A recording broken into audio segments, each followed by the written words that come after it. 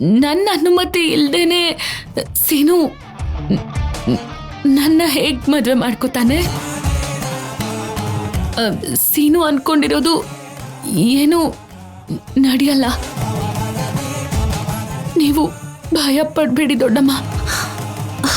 ಸೀನು ಮೇಲೆ ನನಗೆ ನಂಬಿಕೆ ಇದೆ ಆದ್ಯ. ಆದ್ರೆ ಅವನು ಯಾವಾಗ ಹೇಗ್ ಬದಲಾಗ್ತಾನೆ ಅಂತ ಅವನಿಗೆ ಅರ್ಥನೇ ಆಗ್ತಿಲ್ಲಮ್ಮ.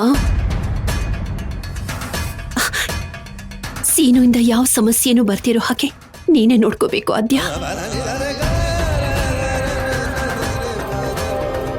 ನೋಡ್ಕೋತೀನಿ ದೊಡ್ಡಮ್ಮ, ನೋಡ್ಕೋತೀನಿ. ಮೊದಲೇ ಸೀನು ಹಠದ ಸ್ವಭಾವದವನು. ಈ ರೀತಿ ಪತ್ರ ಬರ್ತಿಟ್ಟು ಹೋಗಿದ್ದಾನೆ ಅಂದ್ರೆ ಅವನು ಹಠ ಸಾಧಿಸೋವರೆಗೂ ಅವನ ಮನೆಗೆ ಬರೋದಿಲ್ಲ. ಆದ್ಯ, ಸೀನು ಏನಾದ್ರೂ ಅಲ್ಲಿಗೆ ಬಂದ್ರೆ ನನಗೆ ಫೋನ್ ಮಾಡ್ತೀಯಪ್ಪ? ಆಯ್ತು ದೊಡ್ಡಮ್ಮ. ಅವನು ನಿನ್ನ ಮಾತನ್ನು ಕೇಳದೆ ಹೋದ್ರು ನನ್ನ ಮಾತನ್ನು ಕೇಳ್ತೇನೆ ಅನ್ನೋ ನಂಬಿಕೆ ನನಗಿದೆ. ಆಯ್ತು ದೊಡ್ಡಮ್ಮ, ನಾನು ಫೋನ್ ಮಾಡ್ತೀನಿ. ಹುಷಾರು ಆದ್ಯ, ಫೋನ್ ಇಡ್ತೀನಿ. ನೀವು ಇಷ್ಟೊಂದು ಹೇಳ್ಬೇಕಾಗಿರೋ ಅಗತ್ಯ ಕೂಡ ಇರ್ಲಿಲ್ಲ. ನಿಮಗ್ ಕೊಟ್ಟಿರೋ ಮಾತನ್ನ ಇನ್ನು ನೆನ್ಪಿಟ್ಕೊಂಡಿದ್ದೀನಿ. ಒಳ್ಳೇದಮ್ಮ. ಈಗ ನನಗೆ ಧೈರ್ಯ ಬಂತು. ಫೋನ್ ಇಡ್ತೀನಿ.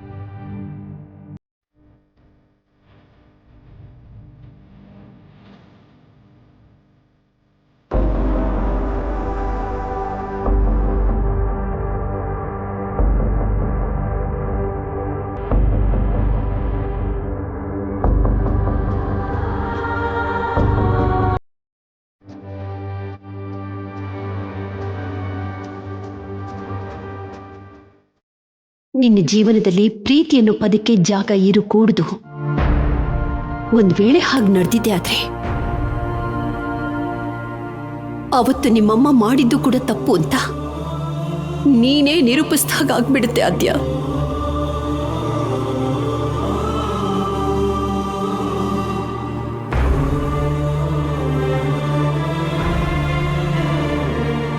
ಆದ್ಯ,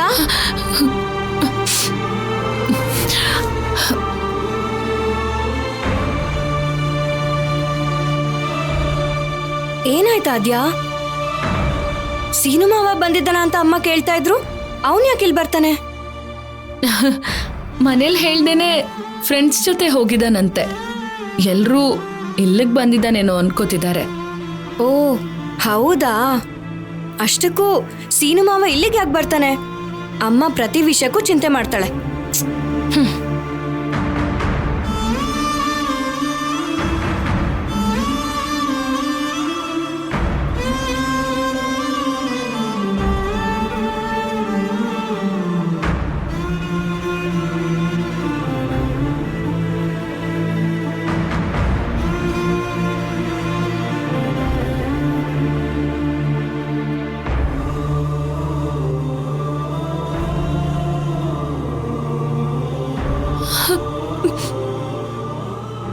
ಸೀನು ನನ್ನ ಮದ್ವೆ ಮಾಡ್ಕೋಬೇಕು ಅನ್ಕೋತಿದ್ದಾನ? ಇಲ್ಲ, ಹೇಗಾದ್ರೂ ತಡಿಬೇಕು.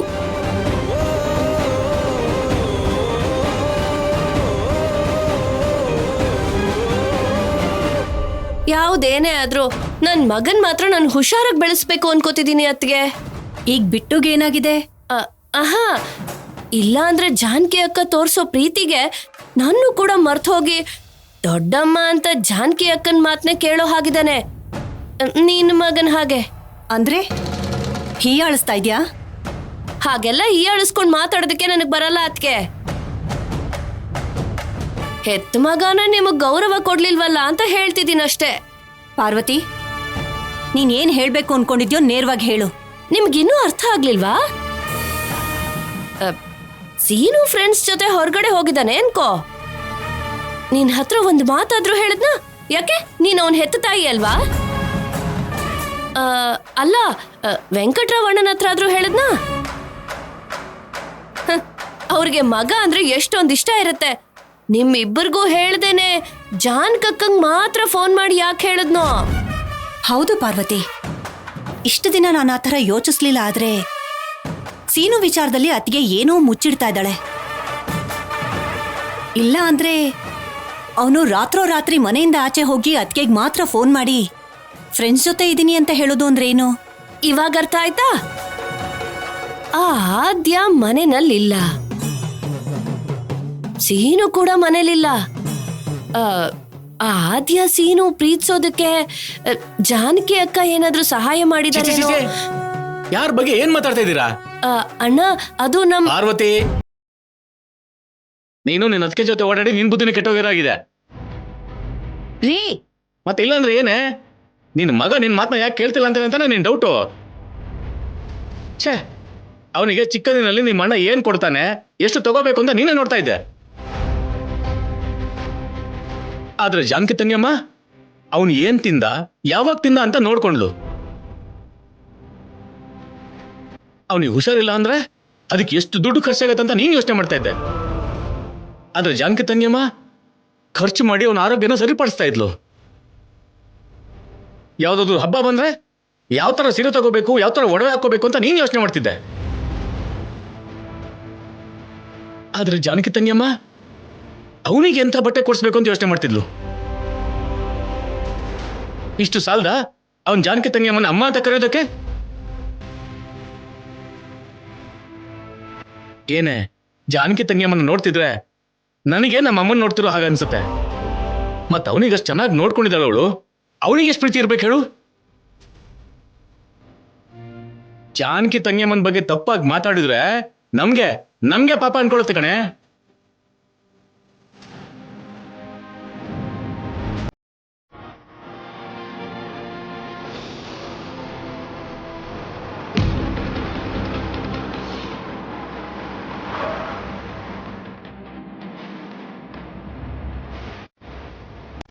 ಅರೆ ಅಲ್ಲೋಡು, ಬೀಗರು ಬರ್ತಾ ಇದ್ದಾರೆ. ಮೊದಲು ಈ ವಿಷಯನ ಮರ್ತು ಹೋಗಿ ಅವ್ರನ್ನ ಚೆನ್ನಾಗಿ ವಿಚಾರಿಸ್ಕೊಳ್ಳಿ.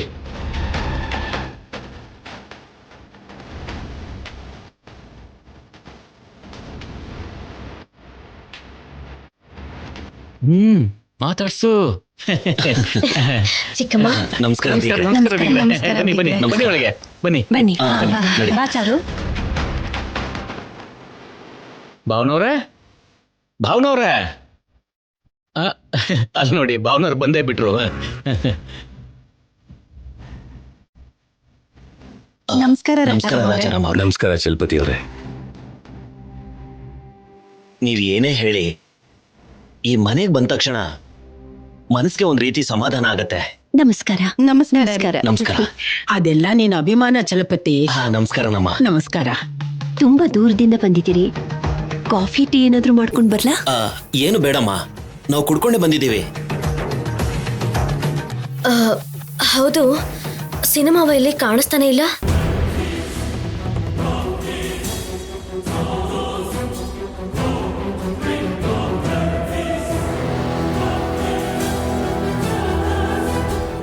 ಸಿನಿಮಾವ ಎಲ್ಲಿ ಅತ್ತೆ? ಅದು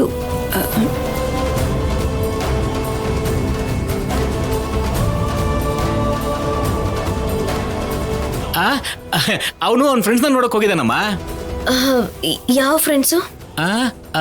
ಅದು ಫ್ರೆಂಡ್ಸ್ ಅಲ್ಲಮ್ಮ, ನೆಂಟ್ರು ಮನೆಗೆ ಲಗ್ನ ಪತ್ರಿಕೆ ಕೊಡಕ್ ಹೋಗಿದ್ದಾನೆ.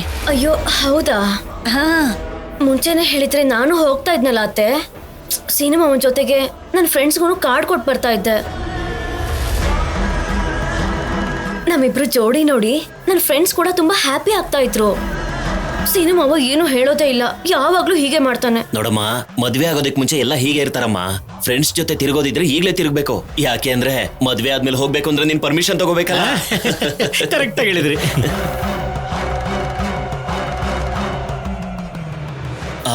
ರಾಜಾರಾಮ್ ಅವರೇ, ಇವಾಗ ಬಂದಿರೋ ವಿಷಯ ಏನು ಅಂದ್ರೆ ಮೊದಲನೇ ಲಗ್ನ ಪತ್ರಿಕೆನ ಬೀಗರಿಗೆ ಕೊಡೋದು ನಮ್ಮ ಸಂಪ್ರದಾಯ.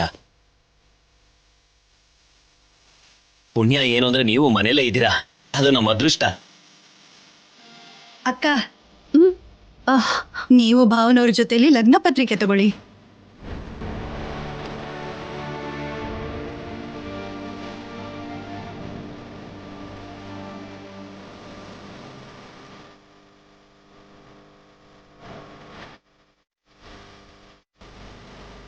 ಭಗವಂತ, ಏನಪ್ಪ ಇದು ಪರೀಕ್ಷೆ.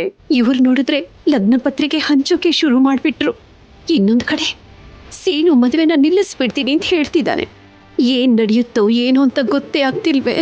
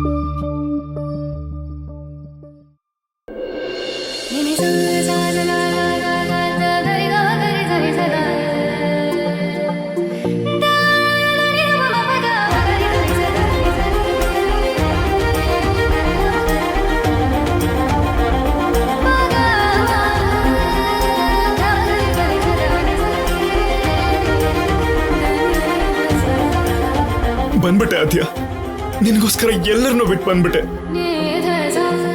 ನನ್ನ ಪ್ರೀತಿ ನಿನಗೆ ಯಾವಾಗ ಅರ್ಥ ಆಗುತ್ತೋ ಅಂತ ಭಯ ಆಗ್ಬಿಟ್ಟಿತ್ತು ಆದ್ಯ. ಆದ್ರೆ ನೀನು ನನ್ನ ಪ್ರೀತಿಸ್ತಾ ಇದೀಯ ಅಂತ ನನಗಿವಾಗ ಅರ್ಥ ಆಯ್ತು. ಇನ್ಮುಂದೆ ನಾನ್ ನಿನ್ನ ಒಂದು ಕ್ಷಣನೂ ಬಿಟ್ಟಿರೋದಿಲ್ಲ ಆದ್ಯ. ಸೀನು ರಾತ್ರಿ ಮನೆಯಿಂದ ಹೊರಗಡೆ ಹೋಗಿದ್ದೆ ನೋಡಿ, ಎಲ್ಲಿ ಏನು ಮಾಡ್ಕೊಂಡ್ ಬಿಡ್ತಾನೋ ಅಂತ ಎಲ್ಲರೂ ಇಲ್ಲಿ ಗಾಬರಿಯಾಗಿದ್ದಾರೆ ಆದ್ಯ. ಬಿಡು ಸೀನು.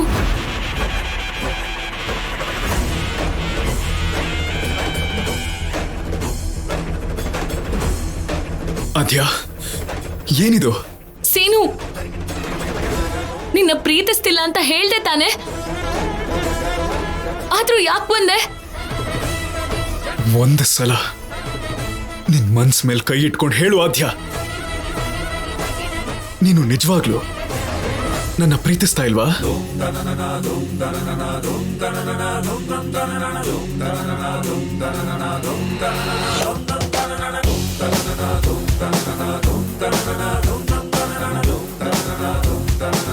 ಹೋಗ್ಲಿ, ಆ ದೇವ್ರ ಮೇಲೆ ಆಣೆ ಮಾಡಿ ಹೇಳು ಆದ್ಯ, ನಾನಂದ್ರೆ ನಿನಗಿಷ್ಟ ಇಲ್ವಾ? ಆಣೆ ಮಾಡೋದಿಕ್ಕೆ ನಿನ್ ಮನ್ಸು ಒಪ್ಕೋತಾ ಇಲ್ಲ ಅಲ್ವಾ? ಹೋಗ್ಲಿ, ನಿನಗೋಸ್ಕರ ಸಾಯ್ತಿರೋ ಅಂತ ನನ್ ಮೇಲೆ ಆಣೆ ಮಾಡಿ ಹೇಳು. ನನ್ ಪ್ರೀತಿ ಏನಾದ್ರೂ ಸುಳ್ಳಾದ್ರೆ ಈ ಕ್ಷಣ ನಾನ್ ಸತ್ ಹೋದ್ರೂ ಪರವಾಗಿಲ್ಲ.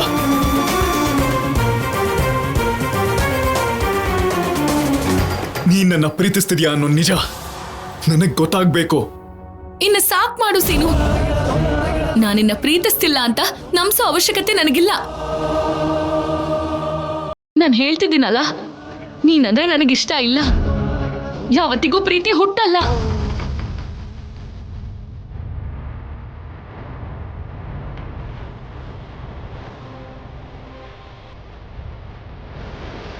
ಆದ್ಯ, ಸುಳ್ಳು ಹೇಳೋದಕ್ಕೂ ಕೂಡ ಒಂದು ಲಿಮಿಟ್ ಇರುತ್ತೆ.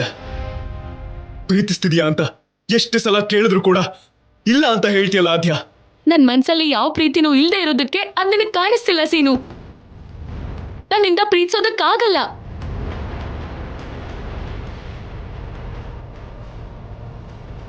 ಅನಾವಶ್ಯಕವಾಗಿ ನನಗೆ ಟಾರ್ಚರ್ ಕೊಡ್ಬೇಡ.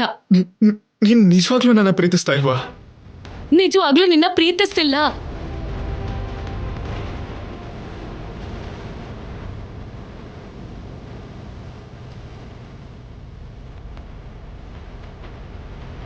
ಸರಿ, ನೀ ನನ್ನ ಪ್ರೀತಿಸ್ತಿಲ್ಲ ಅಂದ್ರೆ ನಾನು ಕೊಟ್ಟಿರೋ ಗಿಫ್ಟ್ನ ಯಾಕೆ ತಗೊಬಂದಿದ್ಯಾ? ನನ್ ಮುಂದೆ ಗಿಫ್ಟ್ನ ಬೇಡ ಅಂತ ಬಿಸಾಕಿ ನನಗೆ ಗೊತ್ತಿಲ್ದಂಗೆ ಯಾಕೆ ನಿನ್ನ ಹತ್ರ ಗಿಫ್ಟ್ ಇಟ್ಕೊಂಡಿದ್ಯಾ?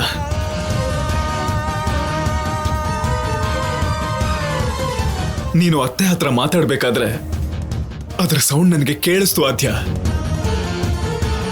ನೀನ್ ನನ್ನ ಪ್ರೀತಿಸ್ತಿದ್ಯಾ ಅಂತ ಗೊತ್ತಿದ್ದೆ ನಾನು ಇಲ್ಲಿಗೆ ಬಂದಿದ್ದು.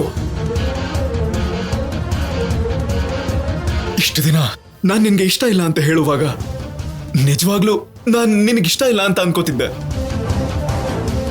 ನನ್ನಿಂದ ನಿನಗೆ ತೊಂದರೆ ಆಗ್ತಿದ್ಯೇನೋ ಅಂತ ನಾನ್ ಸುಮ್ಮನೆ ಇದ್ದೆ ಆದ್ಯ. ಆದ್ರೆ ನೀನ್ ನನ್ನ ಪ್ರೀತಿಸ್ತಿರೋ ವಿಷಯ 100% ನಿಜ ಅಂತ ಗೊತ್ತಾದ್ಮೇಲೆ ನನ್ನ ಕೈಲಿ ಒಂದು ಕ್ಷಣನೂ ಬಿಟ್ಟಿರಕ್ ಆಗ್ತಾ ಇಲ್ಲ. ಬಾ ಆದ್ಯ, ನಿನ್ನ ಹತ್ರ ಒಂದು ಮುಖ್ಯವಾದ ವಿಷಯ ಹೇಳಬೇಕು. ಬಾ. ಸೀನು, ಎಲ್ಲಿಗೆ?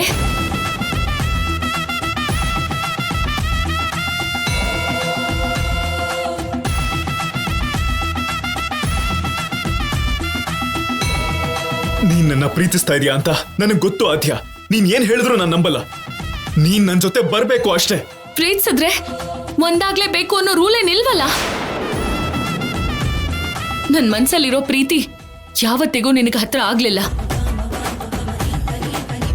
ಅದು ಈ ಜನ್ಮದಲ್ಲಿ ಸಾಧ್ಯ ಇಲ್ಲ.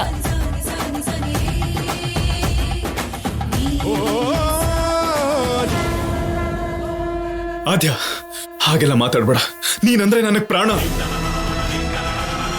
ನನ್ ಕಣ್ ಮುಚ್ಚಿದಾಗ್ಲೂ ಕೂಡ ನನ್ ಕಣ್ ಮುಂದೆ ನನಗ್ ಕಾಣಿಸೋದು ನೀನೊಬ್ಳೆ. ಕೇಳಿಸೋದು ಬರೀ ನಿನ್ ಮಾತ್ ಮಾತ್ರ ಆದ್ಯ. ನಿನ್ ಹತ್ರ ನಾನು ಇದಕ್ಕಿಂತ ನನ್ನ ಪ್ರೀತಿನ ಹೇಗೆ ಹೇಳ್ಕೊಳ್ಳಿ ಅಂತ ಗೊತ್ತಾಗ್ತಿಲ್ಲ.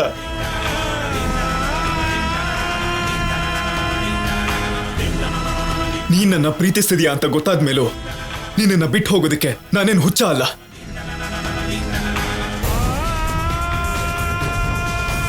ನಿನ್ಗೊಂದು ಮುಖ್ಯವಾದ ವಿಷಯ ಹೇಳಬೇಕು. ಬಾ ಬಾ. ಸೀನು, ನೀನು ಏನ್ ಹೇಳ್ಬೇಕು ಅನ್ಕೋತಿದ್ಯೋ ಇಲ್ಲೇ ಹೇಳು.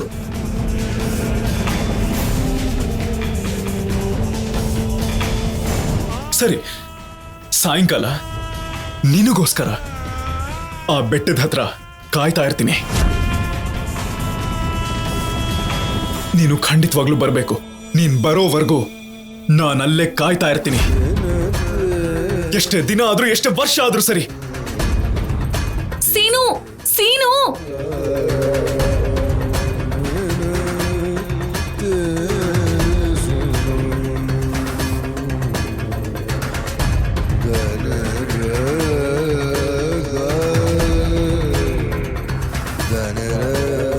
ಆದ್ಯಾ ಇಲ್ಲೇನ್ ಮಾಡ್ತಿದ್ಯಾ? ನಮ್ ಫ್ರೆಂಡ್ಸ್ ಎಲ್ಲ ಕೇಳ್ತಾ ಇದ್ದಾರೆ, ಬಾ. ಏನಾಯ್ತಾದ್ಯಾ? ಯಾಕೆಷ್ಟು ಟೆನ್ಷನ್ ಅಲ್ಲಿ ಇದ್ಯಾ? ಅಯ್ಯೋ ಏನಿಲ್ಲ ಛಾಯಾ, ನಾನು ನಾರ್ಮಲ್ ಆಗೇ ಇದ್ದೀನಿ. ನಡೀರಿ ಹೋಗೋಣ.